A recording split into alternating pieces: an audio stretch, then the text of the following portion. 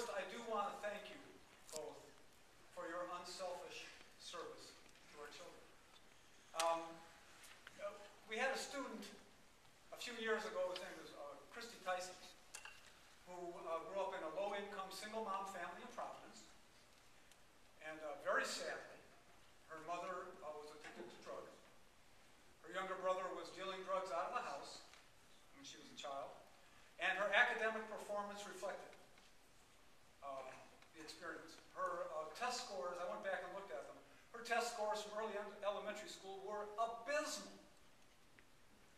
And they never got better. In high school, she did beautifully.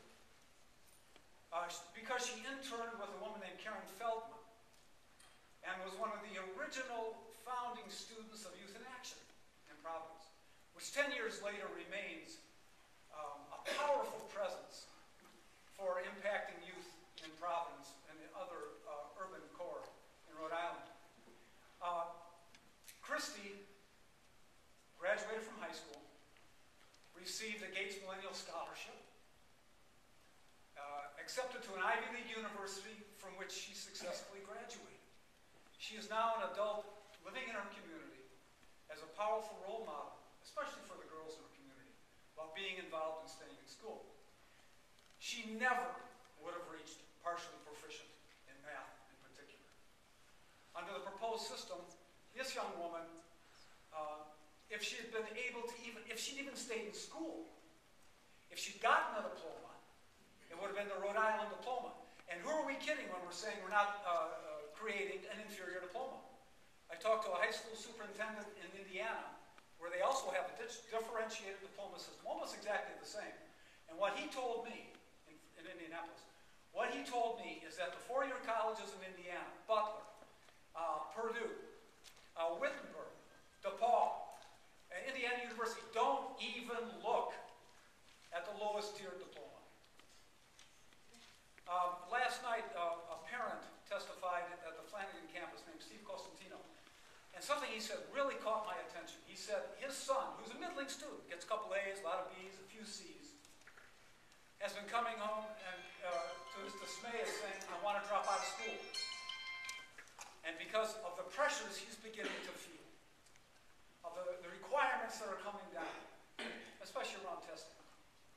Now I've been doing a lot of reading about high-stakes testing and dropout rates. I've read a lot of national studies. There is no clear data. There is no established cause and effect between high-stakes testing and dropout rates, mainly because the data is so sloppy between schools, districts, and states.